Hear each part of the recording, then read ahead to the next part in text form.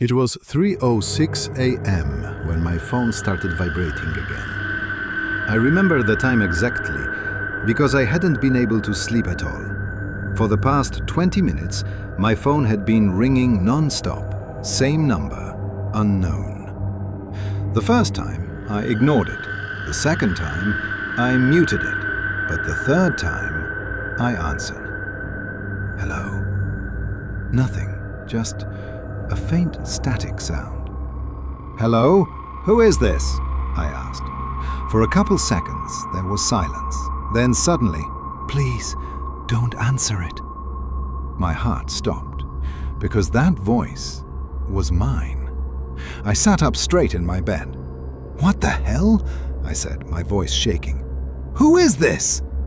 But there was no response, just breathing, heavy, panicked breathing. Then the voice came back. Please, don't answer the call. If you do, it's over. The line went dead. I stared at my phone. Unknown number. I immediately tried calling it back. Number does not exist. A chill ran down my spine. My name is Ryan Walker. I live alone in Austin, Texas. And what happened that night made me realize something terrifying. Sometimes asking for help is the worst thing you can do. I got out of bed and walked to the kitchen, poured myself some water, tried to calm down. This is just a prank, I muttered to myself. Someone messing with me. But deep down, I knew it wasn't. Then my phone vibrated again. Same number. This time I didn't hesitate. I answered immediately. Hello! This time the voice was clearer, and it was crying. My voice. Ryan, listen to me. You need to listen carefully. My hand started shaking. Who are you? I demanded. I'm you. I froze. Stop messing around, I said. Listen, he shouted. Do not leave your house. No matter what happens, stay inside. Why? He's already there. The call ended. Silence filled my room. I slowly stood up and walked toward the window. I pulled the curtain aside just a little and looked outside. The street was empty. No cars, no people, just one street light. And beneath it, something moved. I leaned closer to the window, trying to see better. There was someone standing there, just standing, facing my house. I couldn't see his face. It was completely hidden in shadow. But one thing felt wrong. He wasn't moving, not even a little, like he was frozen. My heart started pounding, and then, knock. I turned around instantly. My bedroom door closed. Then again, knock, knock, louder this time. Who's there? I called out. No answer, just breathing from the other side of the door. Slow, heavy. My throat went dry. I slowly walked toward the door. Every step felt heavier than the last.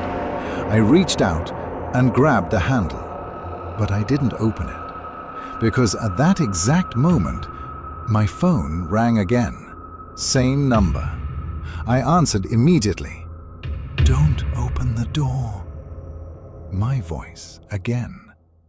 Please don't open it. My hand froze.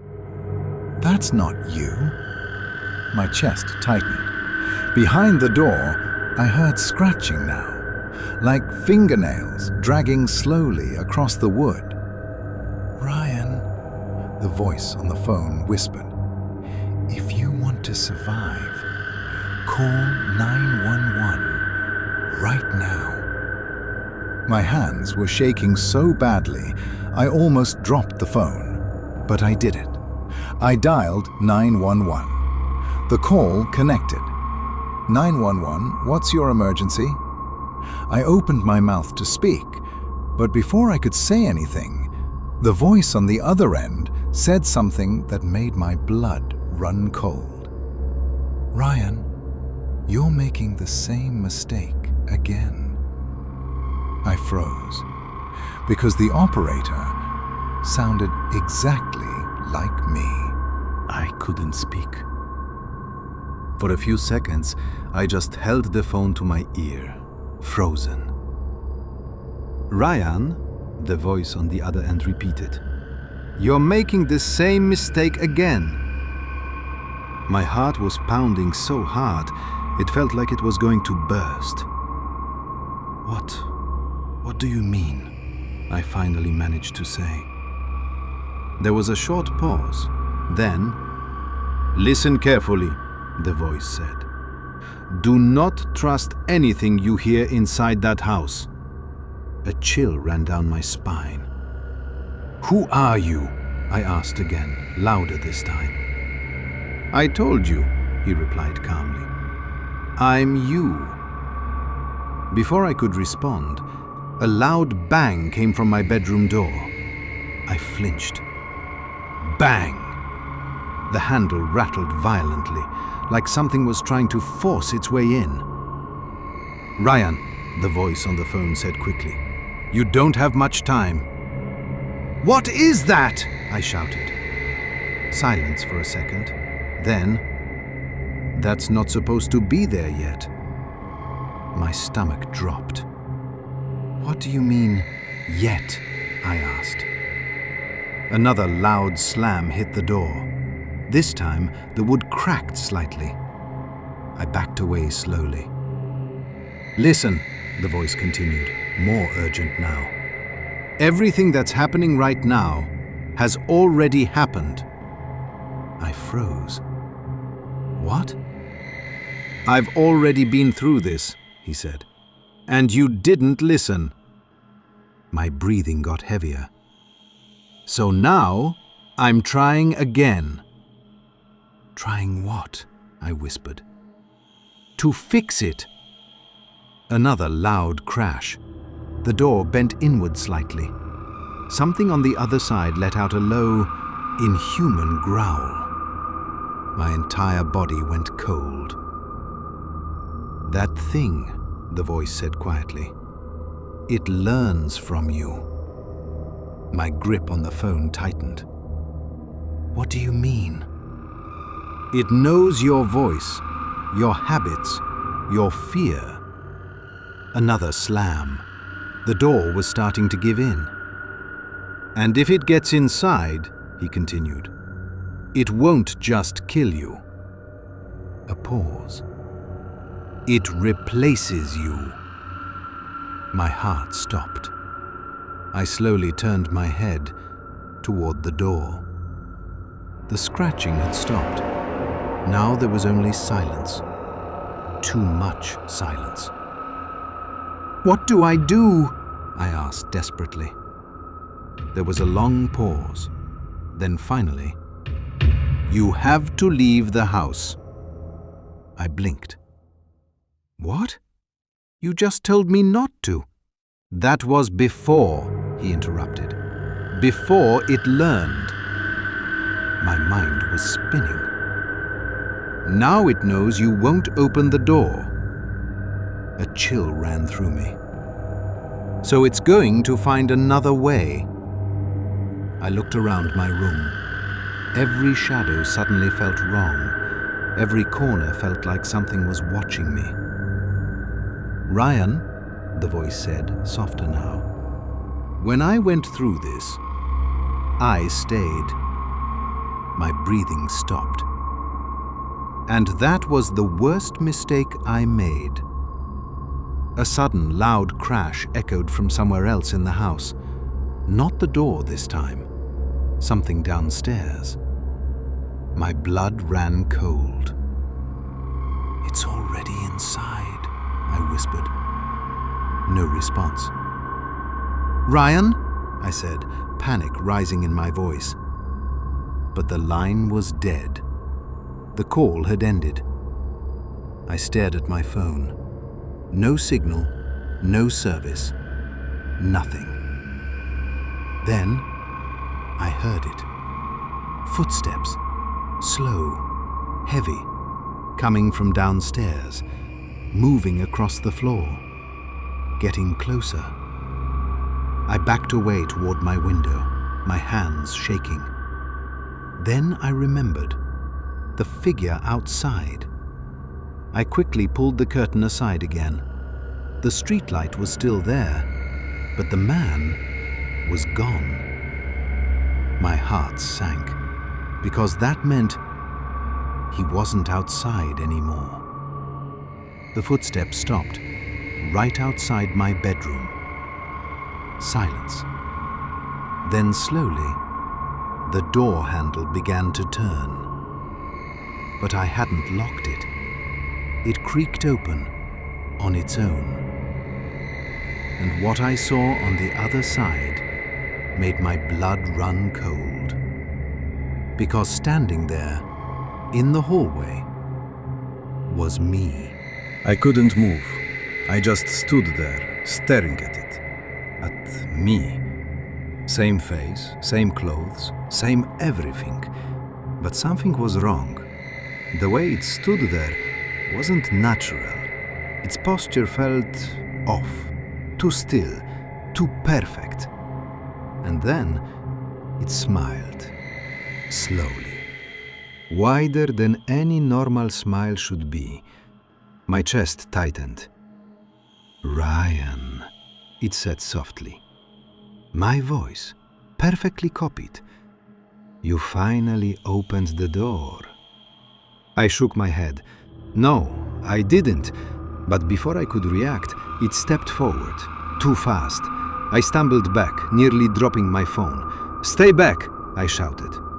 It tilted its head slightly, confused, like it was learning, studying me. Then suddenly, my phone lit up again. No signal, no service, but a call was coming in. Same number. My hands were shaking as I answered. "Ryan, don't let it get close to you." The voice, my voice, but this time it sounded terrified. "It adapts faster the closer it gets." I looked up. It was already halfway across the room, moving slowly, but not walking, gliding, like it wasn't even touching the floor. "What do I do?" I shouted into the phone. There was a pause. Then, "You have to break the loop." My heart dropped. What loop? But the call cut. I looked back at it. Now it was just a few feet away, still smiling, still watching me. Then suddenly it spoke again. "Ryan." Its voice cracked slightly, like it wasn't fully stable. "You don't need the phone anymore." My blood ran cold, because that's exactly what I had said on the call earlier. It was learning, repeating, becoming me. I backed up until I hit the wall. No way out. The window behind me, the thing in front of me. My breathing got heavier. Then something clicked in my mind. The call, the warning. Don't answer. Break the loop. I slowly looked at my phone, still in my hand, still connected. That's when I realized this all started when I answered the call. My heart started racing. "What if," I whispered, "what if the call is the loop?" The thing in front of me took another step closer. "Ryan," it said again, almost perfectly now. I made my decision. I raised my phone and slammed it against the wall. The screen shattered instantly. The call cut. And in that exact moment, everything went silent. Completely silent. The thing in front of me froze, mid-step. Its smile disappeared. Its body started to glitch, like a broken image, flickering, distorting. Then, it let out a sound, something between a scream and static, and then it vanished. Gone. Just like that. I collapsed to the floor, breathing heavily, my hands shaking uncontrollably. The house was quiet again. No footsteps, no knocking, no breathing, nothing. Just silence. I stayed there for a long time, not moving, not thinking, just trying to process what had happened. Eventually I stood up, walked to the door, opened it slowly. The hallway was empty. Everything looked normal, like nothing had ever happened. The next morning, I left the house. I didn't go back. I didn't take anything. I just left. But before I did, I checked my phone one last time. Even though the screen was broken, there was one thing still visible. A notification. Missed call. Unknown number. Time 3:06 a.m. I never answered that call again. But sometimes, late at night, my phone still vibrates. And I already know who it is.